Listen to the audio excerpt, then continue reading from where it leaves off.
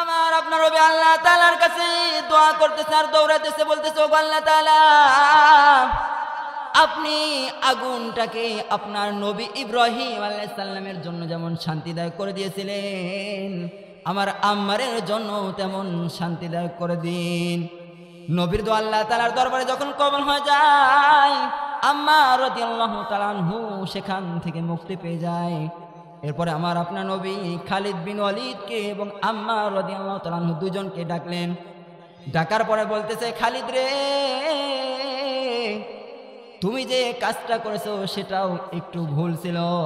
আর আম্মার রাদিয়াল্লাহু তাআলা আনহুকে ডাকার পরে বলতেছে, আম্মার রে, আমি যুদ্ধের সেনাপতির দায়িত্ব দিয়েছিলাম খালিদকে, সুতরাং খালিদের অনুমতি ব্যতীত ওই ব্যক্তিকে রুখসত দেওয়া তোমার উচিত হয় না। সর্বপ্রথম যে আয়াতে কারিমা পড়লাম, আতিউল্লাহ ওয়া আতিউর রাসূল, আল্লাহ তাআলার আনুগত্য করতে হবে, এরপরে রাসূলের আনুগত্য করতে হবে, এরপরে আনুগত্য করতে হবে আমাদের নেতাকে। কথা বলুন ঠিক কিনা? কিন্তু আয়াতের মধ্যে দুইটা শানি নজুল এসেছে। নেতার আনুগত্য করতে হবে, ঠিক আছে, কিন্তু নেতা আপনাকে এমন একটি হুকুম করে ফেললো যেই হুকুমটা কোরআনের বিরুদ্ধে চলে গেল, যেই হুকুমটা একটা নাজায়েজ কাজের দিকে চলে গেল। এইবার আপনি কি করবেন? এইবার চলে যেতে হবে এই কুরআনুল কারীমের কাছে। আয়াত কারিমা যখন নাযিল হয়, আরো একটি ঘটনা রয়েছে। আমার আপনার নবী কোন এক যুদ্ধে কিছু সংখ্যক সাহাবীকে দায়িত্ব দিয়ে পাঠিয়ে দিলেন। আনসার একজন সাহাবীকে যুদ্ধের সেনাপতি নিযুক্ত করলেন। দায়িত্ব পাওয়ার পর আনসার সাহাবী যখন যুদ্ধের উদ্দেশ্যে রওনা দিয়ে দিয়েছে, কেউ ওই আনসার সাহাবীর কোনো কথা শোনে না। আনসার সাহাবী চিন্তা করতেছে, নবী আমাকে নেতার দায়িত্ব দিয়েছে, কিন্তু কেউ তো আমার কথা শোনে না, কি করা যায়? আনসার সাহাবী এবার সকলকে হুকুম করলো, তোমরা লাকড়ি নিয়ে এসো, আগুন প্রজ্বলিত করো। নেতার হুকুম মতো সকলে আগুন প্রজ্বলিত করলো। এইবার আনসার সাহাবী সকলকে উদ্দেশ্য করে বলতেছে, তোমরা সকলেই এক এক করে আগুনের মধ্যে ঝাঁপ দাও। নেতা হুকুম করেছে, নেতার হুকুম মানতে হবে। সকলেই চিন্তায় পড়ে গেলেন, কি করা যায়? এইবার একটা যুবক দাঁড়িয়ে বলতেছেন, নেতা, যে আগুন থেকে বাঁচার জন্য মূর্তি পূজা ছেড়ে দিয়েছি, যে আগুন থেকে বাঁচার জন্য ইসলাম ধর্ম গ্রহণ করেছি, ওই আগুনে যদি আবার পড়তে হয়, তাহলে ইসলাম ধর্ম গ্রহণ করে আমাদের লাভটা কি হলো? আপনার কথা মানা যাবে না, চলুন নবীর কাছে যাব, নবী যদি এই কথার উপর রায় দেয় তবেই আপনার কথা মানব। সকলে মিলে নবীর দরবারে চলে গেল। নবীর দরবারে যাওয়ার পরে যখন ঘটনা খুলে বলল, আমার আপনার নবী বলতেছে, ও আমার সাহাবীরা, তোমরা যদি এই নেতার কথা মেনে আগুনের মধ্যে ঝাঁপ দিয়ে দিতা, আমি ওই আল্লাহর কসম করে বলতেছি তোমরা সকলেই জাহান্নামী হয়ে যাইতা। চিন্তা করে দেখেন, আইয়ুহাল্লাযীনা আমানুত্তাকুল্লাহ, ইয়া আইয়ুহাল্লাযীনা আমানুত্তাকুল্লাহা হাক্কা তুকাতিহি ওয়ালা তামুতুন্না ইল্লা ওয়া আনতুম মুসলিমুন। আল্লাহ তাআলা বলতেছে, হে ঈমানদারেরা,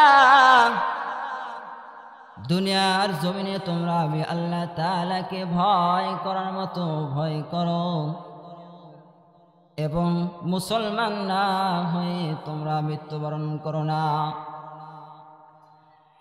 এখন প্রশ্ন হলো, দুনিয়ার জমিন আমরা মুসলমানের ঘরে জন্ম নিলাম,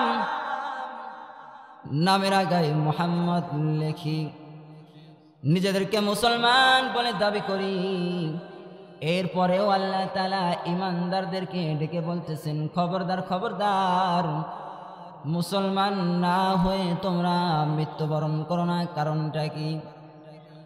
কারণ হলো আমরা নামমাত্র মুসলমান।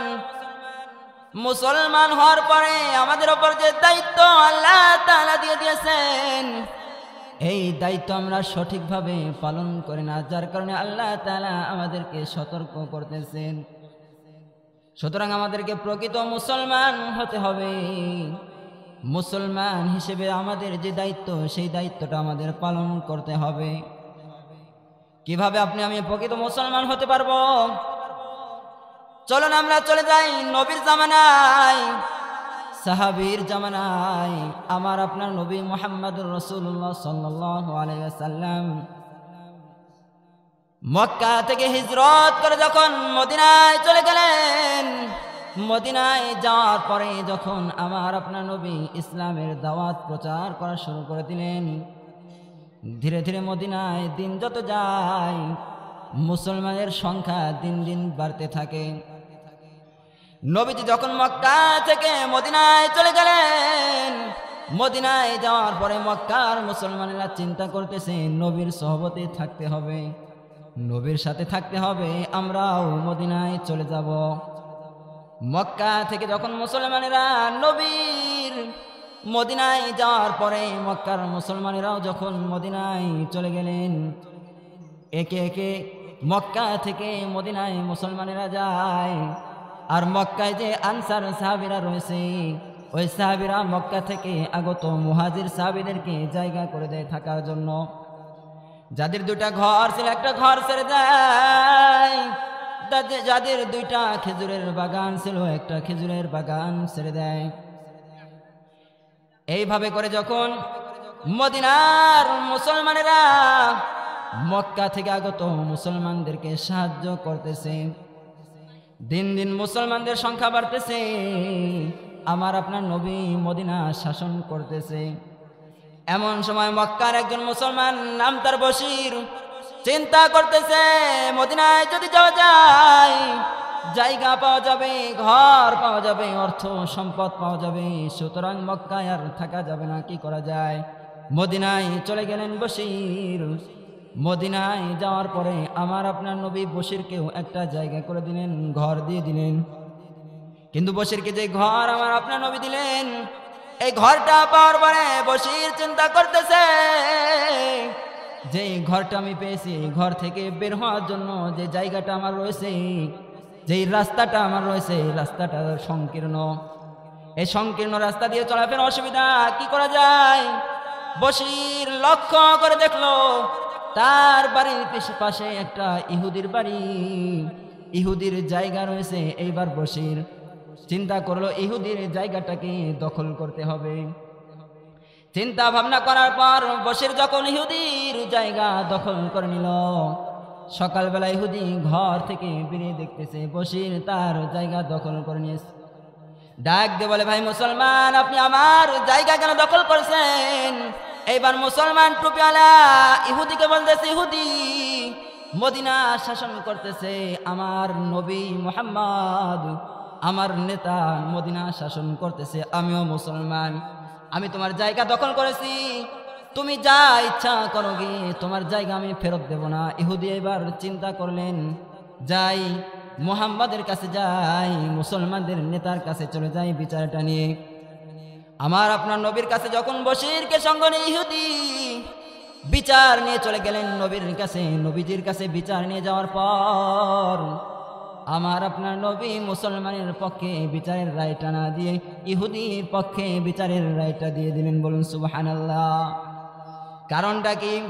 বশির চিন্তা করেছিল, আমি মুসলমান, নবী হয়তো আমার পক্ষে বিচারের রায় দেবে, কিন্তু আমার আপনার নবী মুসলমানের পক্ষে রায় নিয়ে দিয়ে ইহুদির পক্ষে রায় দিয়ে দিলেন। কারণটা কি?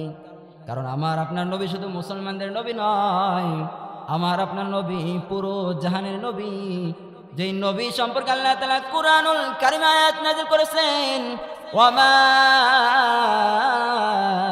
আরসালনাকা ইল্লা রাহমাতাল লিল আলামিন। আল্লাহু আকবার। যেই নবী সম্পর্কে আয়াত নাযিল হয়েছে, আমার আপনার নবী পুরো পৃথিবীর জন্য রহমত। নবী যখন ইহুদির পক্ষে রায়টা দিয়ে দিলেন, এবার বশির চিন্তা করতেছে, আমার পক্ষে যেহেতু রায়টা আসে নাই, আমি চলে যাই ওমরের কাছে বিচারটা নিয়ে যাই। চিন্তা করেছে, ওমরের কাছে যদি যাওয়া যায় হয়তো বিচারের রায়টা আমার পক্ষে চলে আসতে পারে। যখন ইহুদিকে সঙ্গে নিয়ে ওমরের কাছে চলে গেল বিচার দেওয়ার জন্য, ওমর রাদিয়াল্লাহু তাআলা আনহু যখন ঘটনা শোনার পরে জানতে পারলো নবী ইহুদির পক্ষে রায়টা দিয়ে দিয়েছে, এরপরেও তার কাছে যখন বিচার নিতে গিয়েছে, এইবার ওমর রাদিয়াল্লাহু তাআলা আনহু বলতেছে, তোমরা দুইজন মাথাটা নিচু করে বসো, আমি তোমাদের জন্য সঠিক বিচারটা করতেছি। ওমর রাদিয়াল্লাহু তাআলা আনহু ঘরের মধ্যে প্রবেশ করলেন। ঘর থেকে তরবারিটা বের করে নিয়ে এসে যখন ওই মুসলমানের গলার ওপর সজোরে আঘাত করলেন, দেহ থেকে কাল্লাটা কেটে আলাদা হয়ে গেল। ওমর রাদিয়াল্লাহু তাআলা আনহু মুসলমানকে হত্যা করে ফেলল। মদিনার মধ্যে যখন খবরটা চলে গেল, আমার আপনার নবী সঙ্গে সঙ্গে দৌড়ে চলে আসলেন ওমর রাদিয়াল্লাহু তাআলা আনহুর বাড়িতে। ডাক দিয়ে বলে, ওমর রে, তুমি কেন মুসলমানকে হত্যা করে ফেললা? ওমর রাদিয়াল্লাহু তাআলা আনহু কোনো জবাব দেয় না। সঙ্গে সঙ্গে আল্লাহ তাআলা কুরআনুল কারীমের আয়াত নাযিল করলেন, ফালা ওয়া রাব্বিকা লা ইউমিনুন। যারা আল্লাহর হুকুম মানে না, যারা নবীর হুকুম যারা মানে না, তারা কখনো প্রকৃত মুসলমান হতে পারে না। আয়াতে কারিমা তেলাওয়াত করেছিলাম, প্রকৃত মুসলমান হয়ে আমাদেরকে দুনিয়া থেকে বিদায় নিতে হবে। এই আয়াতের মধ্যে দুইটা প্রশ্ন রয়েছে। এক নাম্বার প্রশ্ন হলো প্রকৃত মুসলমান কাকে বলে, আর দুই নাম্বার প্রশ্ন হলো আমাদের যে মৃত্যু বরণ করতে হবে, মৃত্যুটা আমাদের কখন হবে কারোই জানা নেই। আমার আপনার নবী জনাবি মুহাম্মদুর রাসূলুল্লাহ সাল্লাল্লাহু আলাইহি ওয়াসাল্লাম যখন মদিনার মধ্যে ইসলাম প্রচার শুরু করে দিয়েছিলেন, নবীর শত্রু দিন দিন বেড়ে গিয়েছিল। আবু জেহেল, আবু লাহাব, উতবা, সাইবা তারা নবীর বিরুদ্ধে ষড়যন্ত্র সৃষ্টি করেছিল। কিভাবে ইসলামটাকে সামনে আগাতে না দেওয়া যায়, ইসলাম ধর্মকে কিভাবে দুনিয়া থেকে বিদায় করে দেওয়া যায়, এই ষড়যন্ত্রে তারা লিপ্ত হয়ে গিয়েছিল। নবীজি যখন দেখলেন ইহুদি খ্রিস্টানের একটা দল মুসলমানদের বিরুদ্ধে বিদ্রোহ করতেছে, মুসলমানদের ধর্ম প্রচার করার জন্য বাধা দিতেছে, নবীজি যুদ্ধের জন্য দুইজন সাহাবীকে দায়িত্ব দিয়ে দিলেন। এক নাম্বার প্রধান যাকে দায়িত্ব দিলেন, সেই সাহাবীর নাম ছিল খালিদ বিন ওয়ালিদ রাদিয়াল্লাহু তাআলা আনহু। দ্বিতীয় নম্বরে সহকারী হিসেবে একজন সাহাবীকে নিযুক্ত করলেন, যার নাম ছিল আম্মার বিন ইয়াসির রাদিয়াল্লাহু তাআলা আনহু। দুইজনকে যুদ্ধের দায়িত্ব দিয়ে একটি দল গঠন করে ওই কওমের উদ্দেশ্যে পাঠিয়ে দিলেন, যেই কওমটা মুসলমানদের বিরুদ্ধে বিদ্রোহ করতেছে। কওমটার বিরুদ্ধে যখন যুদ্ধ করার জন্য দল নিয়ে খালিদ বিন ওয়ালিদ রাদিয়াল্লাহু তাআলা আনহু রওনা দিয়ে দিয়েছে, যাওয়ার সময় যখন সন্ধ্যা ঘনিয়ে আসে, তাবু স্থাপন করার হুকুম দিয়ে দিলেন সেনাপতি। আম্মার রাদিয়াল্লাহু তাআলা আনহুকে বললেন, তোমরা একটা তাবু স্থাপন করো আর আমি একটা তাবু স্থাপন করি। দুই তাবুতে ভাগ ভাগ করে সাহাবায়ে কেরাম রাত্রি যাপন করতেছে। এমত অবস্থায় আম্মার রাদিয়াল্লাহু তাআলা আনহু যেই তাবুর মধ্যে ছিল, ওই তাবুর মধ্যে হঠাৎ করে একটা ব্যক্তি ঢুকে পড়ল। ঢোকার পরে বলতেছে, ওগো নবীর সাহাবীরা, আপনারা যেই কওমের উদ্দেশ্যে রওনা দিয়েছেন, ইতিমধ্যে খবর পেয়ে সকলে ওই কওম থেকে পলায়ন করেছে, কিন্তু আমি কওম থেকে পলায়ন করে নাই, আমার বাড়িও ওই গ্রামের মধ্যে, কিন্তু আমি পলায়ন করে নাই। কারণ হলো আমিও নবীর ওপর ঈমান এনেছি, সঙ্গে সঙ্গে কালেমা পড়ে নিল, লা ইলাহা ইল্লাল্লাহু মুহাম্মাদুর রাসূলুল্লাহ। আল্লাহু আকবার। কালেমা পড়ার পরে আম্মার রাদিয়াল্লাহু তাআলা আনহু চিন্তা করলো, আমি নবীর জবান থেকে শুনেছি যে ব্যক্তি একবার কালেমা পড়বে সে আমার ভাই। হাদিস শরীফের মধ্যে রাসূল সাল্লাল্লাহু আলাইহি ওয়াসাল্লাম বলেন, আল মুসলিমু আকুল মুসলিম, মুসলমান মুসলমানের ভাই। সুতরাং যে ব্যক্তি কালেমা পড়েছে তার উপর তো আঘাত করা যাবে না। ওই ব্যক্তিকে বলল, ভাই আপনার কোনো চিন্তা নাই, আপনি চলে যান, আপনার বাসায় গিয়ে থাকেন, আপনার কোনো ক্ষতি হবে না। রুখসত দিয়ে দিল আম্মার রাদিয়াল্লাহু তাআলা আনহু ওই ব্যক্তিটাকে। সকালবেলা যখন যুদ্ধ শুরু হয়ে গেল, যুদ্ধের সেনাপতি একদিক থেকে আক্রমণ করলো, সহকারী আম্মার রাদিয়াল্লাহু তাআলা আনহু আরেক দিক থেকে আক্রমণ করেছে। আক্রমণ করার পরে দেখতেছে এই কওমের মধ্যে একটা মানুষ নাই, সকলে সেখান থেকে পলায়ন করেছে।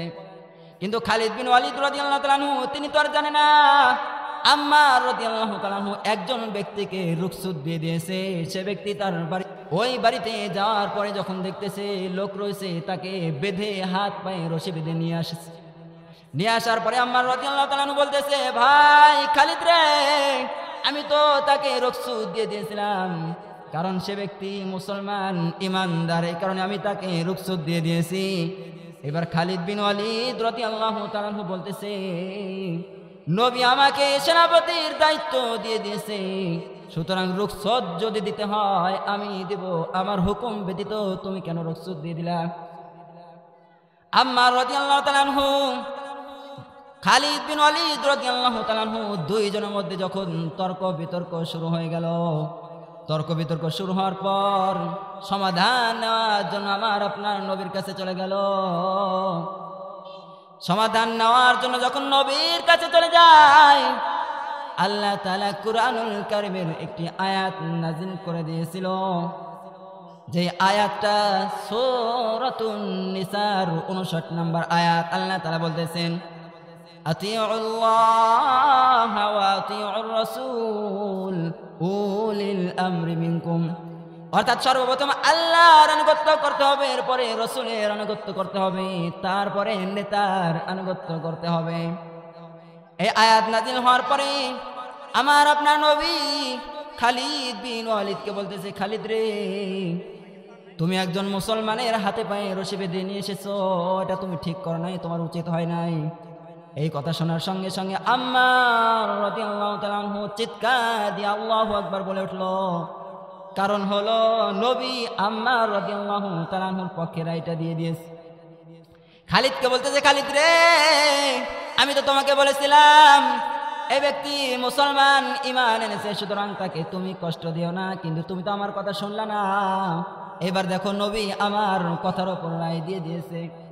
খালিদ বিন ওয়ালিদ রাদিয়াল্লাহু তাআলা আনহু আম্মার রাদিয়াল্লাহু তাআলা আনহুর কথা শুনে নবীজিকে উদ্দেশ্য করে বলতেছে, হে নবী, আপনি আম্মারকে চুপ করতে বলুন, ওই গোলামটাকে চুপ করতে বলুন। রাগের কারণে যখন এই কথাটা বললেন, আমার আপনার নবী মনটা খারাপ করে খালিদ বিন ওয়ালিদকে বলতেছে, খালিদ রে, তোমার কথা বলার কারণে আম্মারের চোখ দিয়ে পানি পড়তেছে, যতক্ষণ না পর্যন্ত আম্মারের চোখের পানি শুকিয়ে না যাবে, তার মুখে যতক্ষণ পর্যন্ত হাসি না ফুটবে, আমি নবী তোমার দিকে রহমতের দৃষ্টি দিয়ে তাকাবো না। খালিদ বিন ওয়ালিদ রাদিয়াল্লাহু তাআলা আনহু চিন্তায় পড়ে গেলেন, নবী তার উপর রাগ করে ফেলেছে, কি করা যায়? আম্মার রাদিয়াল্লাহু তাআলা আনহুর কাছে গিয়ে মাপ চাইলেন। এবার আমার আপনার নবী দুইজনকে ডেকে আনলেন। ডেকে এনে আম্মার রাদিয়াল্লাহু তাআলা আনহুকে জিজ্ঞাসা করলেন, আম্মার রে, কেন তুমি কাঁদো? তোমার চোখ দিয়ে কেন পানি পড়ে? আম্মার রাদিয়াল্লাহু তাআলা আনহু এবার নবীকে বলতেছে, ওগো নবী, আমি ছিলাম হাশিম ইবনে মুগিরার একজন গোলাম, তখন আমি ইসলাম ধর্ম গ্রহণ করি নাই, কিন্তু যখন ইসলাম ধর্ম গ্রহণ করলাম, আমার মনিব আমাকে এই কালেমা ছাড়ার জন্য অনেক শাস্তি দিয়েছে, কষ্ট দিয়েছে, নির্যাতন করেছে। হাশিম ইবনে মুগিরা, আবু জেহেল, তারা যখন আম্মার রাদিয়াল্লাহু তাআলা আনহুকে কষ্ট দেওয়ার জন্য বলল যে যদি কালেমা না ছাড়ো তাহলে তোমাকে আগুনের কুণ্ডলীর মধ্যে ফেলে দেওয়া হবে, আবু জেহেল কিছু সংখ্যক লোককে হুকুম করলো, আগুনের কুণ্ডলী তৈরি করো। গর্ত খনন করা হলো, আগুনের কুণ্ডলী তৈরি করা হলো লাকড়ি দিয়ে। এইবার আম্মারকে বলতেছে, যদি কালেমা না ছাড়ো তোমাকে এই আগুনের কুণ্ডলীর মধ্যে ফেলে দেওয়া হবে। দু চোখ বেয়ে আম্মার রাদিয়াল্লাহু তাআলা আনহু কান্না শুরু করে দিয়েছে। এইবার আবু জেহেল বলতেছে, তোমার যত ঈমানই থাকুক না কেন, মৃত্যুর ভয় দেখে প্রত্যেকটা মানুষ তার ঈমান হারিয়ে ফেলে। আম্মার রাদিয়াল্লাহু তাআলা আনহু আবু জেহেলকে বলতেছে, আবু জেহেল রে, তোমার একটু বুঝতে ভুল হয়েছে, আমি আগুনে মারা যাব এই জন্য কাঁদি না, আমি কাঁদতেছি আল্লাহ তাআলা আমাকে একটা প্রাণ দিয়েছে। আল্লাহ যদি আমাকে 100 জীবন দিত, ওই আল্লাহকে খুশি করার জন্য 100 জীবন আমি আল্লাহর রাস্তায় দিয়ে দিতাম। এই ঘটনা দেখার পরে আবু বকর সিদ্দিক রাদিয়াল্লাহু তাআলা আনহু যখন রাস্তা দিয়ে হেঁটে যায়, ঘটনা দেখার পরে নবীজির কাছে দৌড়ে চলে গিয়েছে। খবরটা যখন আমার আপনার নবী পেয়ে গেল, আম্মার রাদিয়াল্লাহু তাআলা আনহু কি আগুনের মধ্যে নিক্ষেপ করবে। আমার আপনার নবী মায়ে যেমন সন্তানকে বাঁচানোর জন্য চেষ্টা করে, পাগল হয়ে ছুটে চলে যায় বিপদ দেখলে, আমার আপনার নবী আম্মার রাদিয়াল্লাহু তাআলা আনহুকে বাঁচানোর জন্য দৌড় দিয়েছে আর চিন্তা করতেছে, আমি আমার আম্মারের কাছে পৌঁছানোর আগে যদি আম্মার দুনিয়া থেকে বিদায় নিয়ে চলে যায়। এই কারণে আমার আপনার নবী দৌড়াইতেছে আর আল্লাহ তাআলার কাছে দোয়া করতেছে। কিতাবের মধ্যে এসেছে, কুলনা ইয়া নারু কুনি বারদাও ওয়া সালামান আলা আম্মার কামা কুনতা সালামান আলা ইব্রাহিম। আমার আপনার নবী আল্লাহ তাআলার কাছে দোয়া করতেছে আর দৌড়াতেছে, বলতেছে, ও আল্লাহ তাআলা, আপনি আগুনটাকে আপনার নবী ইব্রাহিম আলাইহিস সালামের জন্য যেমন শান্তিদায়ক করে দিয়েছিলেন, আমার আম্মারের জন্য তেমন শান্তিদায়ক করে দিন। নবীর দোয়া আল্লাহ তাআলার দরবারে যখন কবুল হয়ে যায়, আম্মার রাদিয়াল্লাহু তাআলা আনহু সেখান থেকে মুক্তি পেয়ে যায়। এরপরে আমার আপনার নবী খালিদ বিন ওয়ালিদকে এবং আম্মার রাদিয়াল্লাহু তাআলা আনহু দুজনকে ডাকলেন। ডাকার পরে বলতেছে, খালিদ রে, তুমি যে কাজটা করেছো সেটাও একটু ভুল ছিল। আর আম্মার রাদিয়াল্লাহু তাআলা আনহুকে ডাকার পরে বলতেছে, আম্মার রে, আমি যুদ্ধের সেনাপতির দায়িত্ব দিয়েছিলাম খালিদকে, সুতরাং খালিদের অনুমতি ব্যতীত ওই ব্যক্তিকে রুখসত দেওয়া তোমার উচিত হয় না। সর্বপ্রথম যে আয়াতে কারিমা পড়লাম, আতিউল্লাহ ওয়া আতিউর রাসূল, আল্লাহ তাআলার আনুগত্য করতে হবে, এরপরে রাসূলের আনুগত্য করতে হবে, এরপরে আনুগত্য করতে হবে আমাদের নেতাকে। কথা বলুন ঠিক কিনা? কিন্তু আয়াতের মধ্যে দুইটা শানি নজুল এসেছে।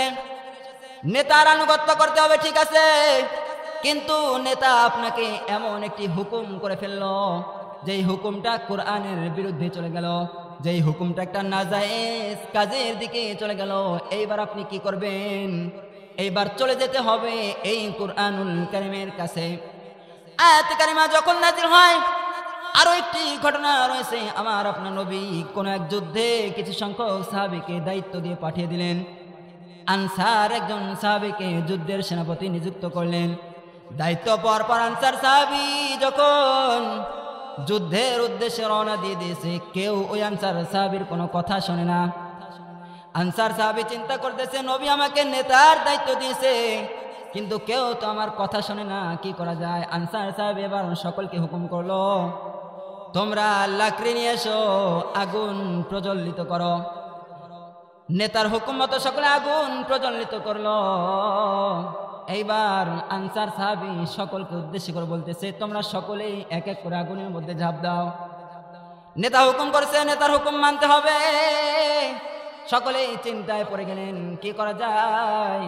এইবার একটা যুবক দাঁড়িয়ে বলতেছেন, নেতা, যে আগুন থেকে বাঁচার জন্য মূর্তি পূজা ছেড়ে দিয়েছি, যে আগুন থেকে বাঁচার জন্য ইসলাম ধর্ম গ্রহণ করেছি, ওই আগুনে যদি আবার পড়তে হয় তাহলে ইসলাম ধর্ম গ্রহণ করে আমাদের লাভটা কি হলো?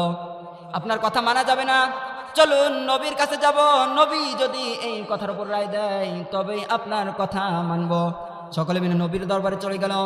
নবীর দরবারে যাওয়ার পরে যখন ঘটনা খুলে বলল, আমার আপনার নবী বলতেছে, ও আমার সাহাবীরা, তোমরা যদি এই নেতার কথা মেনে আগুনের মধ্যে ঝাঁপ দিয়ে দিতা, আমি ওই আল্লাহর কসম করে বলতেছি তোমরা সকলেই জাহান্নামী হয়ে যাইতা।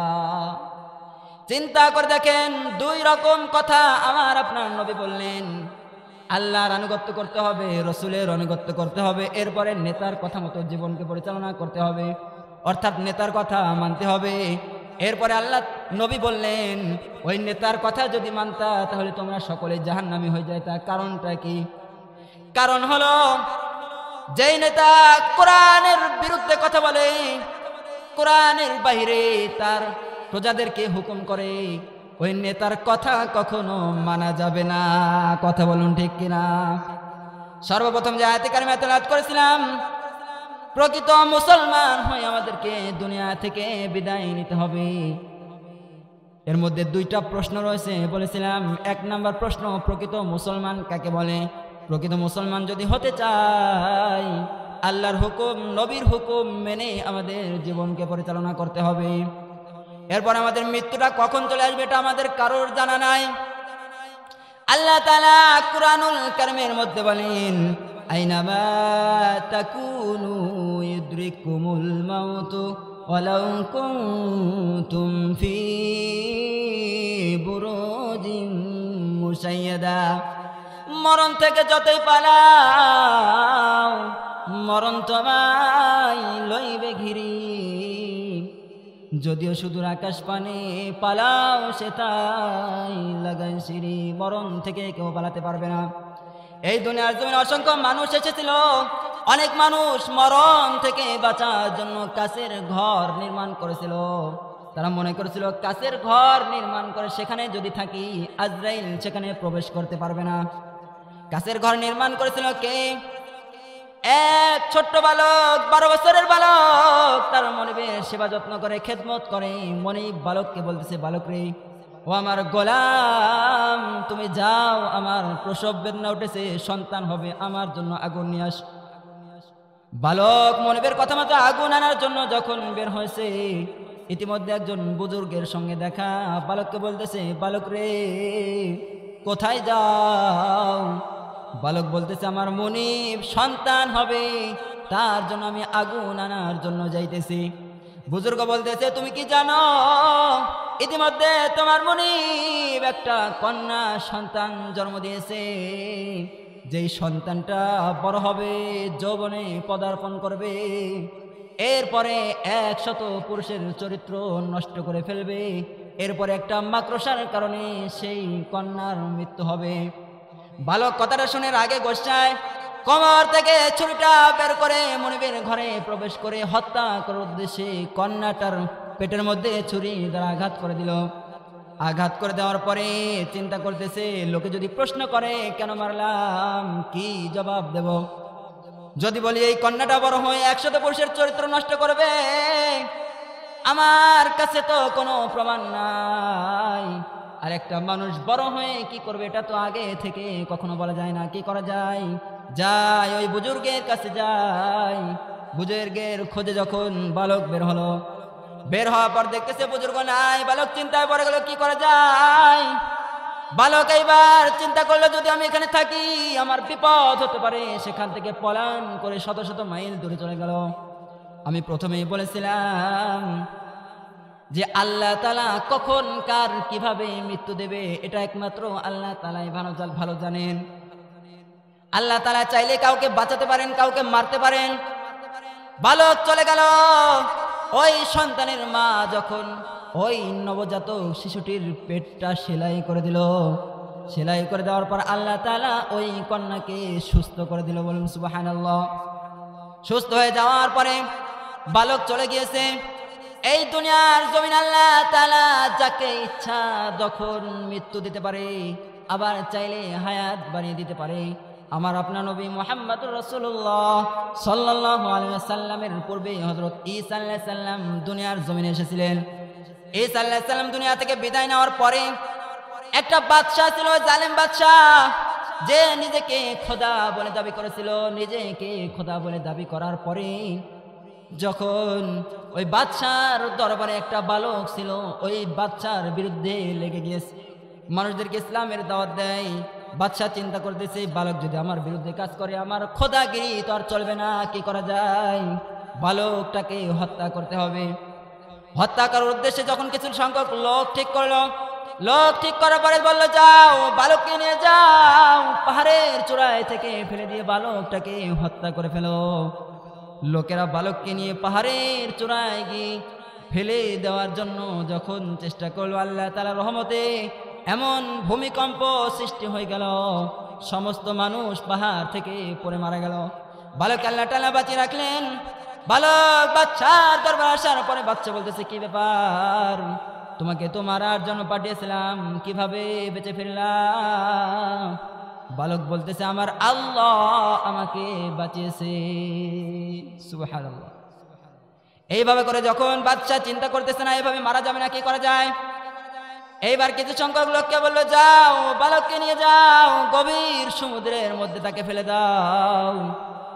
লোকেরা যখন বালককে নিয়ে সমুদ্রের মধ্যে চলে গেল বালককে ফেলে দেওয়ার জন্য, এইবার আল্লাহ তাআলা সমুদ্রের মধ্যে এমন তুফান সৃষ্টি করে দিল, তুফানের কারণে সমস্ত মানুষ সেখানে মারা গেল, একমাত্র বালককে আল্লাহ তাআলা বাঁচিয়ে রাখলেন। বাচ্চার দরবারে চলে এসেছে, বাচ্চা বলতেছে, কি ব্যাপার? বালক বলতেছে, তারা সবাই মারা গেছে, আল্লাহ তাআলা আমাকে জীবিত রেখেছে। বালক বলতেছে, আমাকে এভাবে আপনি মারতে পারবেন না, দেশের সমস্ত মানুষকে আপনি ডাক দিন, এক মজলিসে আমি যেই বাক্যটি শিখিয়ে দেব, ওই বাক্য পাঠ করে আপনার জল্লাদ যদি আমার দিকে তীর নিক্ষেপ করে, তাহলে আমি দুনিয়া থেকে বিদায় নিয়ে চলে যাব, আমার মৃত্যু হয়ে যাবে। ইতিমধ্যে এই ঘটনাটি পুরো দেশের মধ্যে ছড়িয়ে পড়েছে যে বাচ্চার সঙ্গে বালকের একটা দ্বন্দ্ব চলতেছে। এই ঘটনা শোনার পরে সমস্ত দেশের মানুষ নির্ধারিত দিন নির্ধারিত সময় উপস্থিত হয়ে গিয়েছে। দুনিয়ার জমিনে সবাই বাঁচতে চায়, কিন্তু একটা বালক সে নিজেই মৃত্যুর স্বাদ গ্রহণ করতে চায়। কারণটা কি?